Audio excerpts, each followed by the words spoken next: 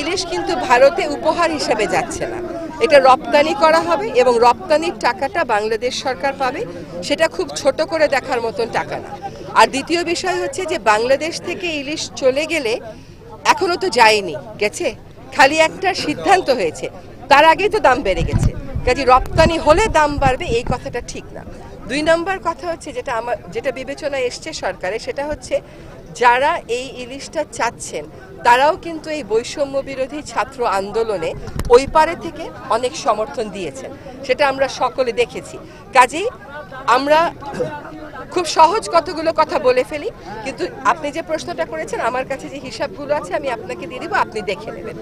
একটা কথা হচ্ছে যে সরকারের মন্ত্রণালয়গুলো যেন একসাথে বসে এই ব্যাপারে একটা সিদ্ধান্ত নেয়। আমার ধারণা যে যে সিদ্ধান্তটা এসছে এটা আসলে একটা উচ্চ পর্যায় থেকে আসা সিদ্ধান্ত।